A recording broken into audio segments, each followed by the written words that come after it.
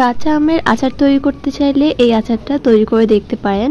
এই আচারটা বানাতে কোনো রকমের তেলের প্রয়োজন নেই, কোনো রকমের রোদে শুকানোর ঝামেলা ছাড়া, বাড়তি মশলা ছাড়াই আজকে তৈরি করে দেখাবো মজাদার এই আচারটি। এই আচারটা আপনারা সংরক্ষণ করতে পারবেন প্রায় 1 বছরও বেশি সময় ধরে। আমার মনে হয় এই আচারটা খেলে অন্য যে কোনো আচারের স্বাদ আপনারা ভুলে যাবেন। তো চলুন কথা না বাড়িয়ে ভিডিওতে যাওয়া যাক। প্রথমে আমি 4টা বড় সাইজের আম নিয়ে নিয়েছি। আমটাকে ভালো মতো ছিলে নিচ্ছি পিলারের সাহায্যে, আর তারপর এটাকে আমি ধুয়ে তারপর টিস্যু দিয়ে শুকিয়ে নিয়েছি। আর এখন এই আমটাকে আমি এরকম পিস পিস করে কেটে নিয়েছি। মাঝখান থেকে গোল গোল করে কেটে নিব, এতে করে দেখতে কিন্তু অনেক বেশি সুন্দর লাগবে। এটা দেখার সৌন্দর্যের জন্য আমি এরকম গোল গোল করে কেটেছি। আপনারা চাইলে পছন্দ অনুযায়ী যে কোনো সাইজের কেটে নিতে পারেন, চাইলে লম্বাটাও করে নিতে পারেন, আবার চাইলে আমার মতো এরকম গোলও করে নিতে পারেন। এখন ভিতরে বীজটা ফেলে দিচ্ছি। তো দেখতে পাচ্ছেন সবগুলো কাটা শেষ। এরকম করে আমি 4টা আমি কেটে নিয়েছি। তো এখন এগুলোকে একটা বাটির মধ্যে নিয়ে নিলাম। এখন এখানের মধ্যে আমি দিয়ে দিব 1 কাপ পরিমাণে চিনি। 4টা আমের জন্য আমি 1 কাপ পরিমাণে চিনি ইউজ করেছি। আপনাদের কাছে যদি মনে হয় চিনিটা আরও বেশি লাগবে তাহলে অ্যাড করতে পারেন। এখন দিয়ে দিচ্ছি 1/2 চা চামচ লবণ, দিয়ে দিব 1/2 কাপ পরিমাণে সিরকা অর্থাৎ ভিনেগার। ভিনেগার দিলে কিন্তু আচারটা অনেক দিন ধরে সংরক্ষণ করা যায়। তো এখন আমি সব কিছুকে খুব ভালো মতো মিশিয়ে নিচ্ছি। আলতো হাতে সব কিছু মিশিয়ে নেওয়ার পর এটাকে আমি ঢাকনা দিয়ে রেখে দিব 1 ঘন্টার জন্য।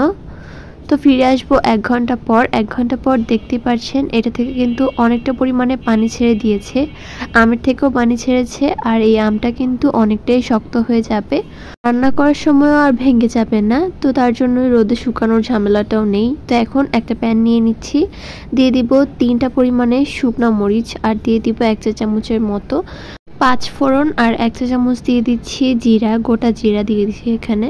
তো এখন সব কিছুকে খুব ভালো মতো মিশিয়ে আমি চুলায় বসিয়ে দিচ্ছি।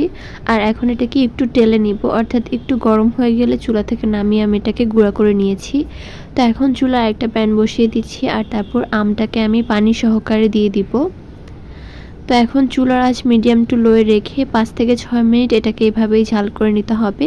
তো দেখতে পাচ্ছেন 5 থেকে 6 মিনিট পর এটা কিন্তু কালারটা আস্তে আস্তে চেঞ্জ হয়ে আসছে। এরকম একটু স্বচ্ছ কালার চলে আসলে এখানের মধ্যে আমি দিয়ে দিচ্ছি 1 চা চামচ পরিমাণে মরিচের গুঁড়া, সাথে দিয়ে দিব 1 চা চামচ পরিমাণে হলুদের গুঁড়া। এই দুইটা এই পর্যায়ে অ্যাড করলে খুব সুন্দর একটা কালার আসে। তো এখন সব কিছুকে খুব ভালো মতো আমি মিশিয়ে নিচ্ছি, আর দেখুন আস্তে আস্তে কিন্তু কালারটা চেঞ্জ হয়ে যাচ্ছে। তো এই পর্যায়ে আমি এখানের মধ্যে দিয়ে দিচ্ছি যে মশলাটাকে আমরা গুঁড়া করে রেখেছিলাম সেটা। এখান থেকে আমি 2 চা চামচ দিয়ে দিচ্ছি, আর সাথে আমি চিলি ফ্লেক্স অ্যাড করছি 1 চা চামচ পরিমাণে, অর্থাৎ যে শুকনো মরিচটাকে আমরা টেলে রেখেছি সেটাই দিয়ে দিচ্ছি। তো এখানে কিন্তু বেশি পরিমাণে মশলা ইউজ করার প্রয়োজন নেই, যেহেতু 5 ফোড়নের মধ্যে অনেক কিছু থাকে। শুধুমাত্র 5 ফোড়ন দিয়েও যদি কেউ বানান তাহলেও দেখবেন যে খুব সুন্দর একটা ফ্লেভার আসছে। আসলে 5 ফোড়নটা কিন্তু আচারের আসল মজা বা টেস্ট এনে দেয়। তো কিছুক্ষণ পর এটাকে জাল করতে করতে দেখবেন যে উপর দিয়ে এরকম লাল লাল পানি ভেসে উঠেছে। এটা হচ্ছে মরিচ আর হলুদ দেওয়া পানিটাই আস্তে আস্তে একটু ভেসে উঠবে। তো ওইটাকে আরও কিছুক্ষণ জাল করতে করতে দেখবেন যে একদম সুন্দর আমের সাথে মিশে যাবে। তো ওই পর্যায়ে আমি চুলা থেকে নামিয়ে নিয়ে নিব। আপনারা যেরকম গ্রেভি চান ওইরকমই কিন্তু নামাতে পারেন। তো আচারটা কিন্তু অনেক বেশি মজা ছিল, চাইলে আপনারা ট্রাই করতে পারেন। আর ভিডিওটি ভালো লাগলে চ্যানেলটি সাবস্ক্রাইব করে পাশেই থাকবেন। পেজ থেকে দেখে থাকলে পেজটি ফলো করে দিবেন। আল্লাহ হাফেজ।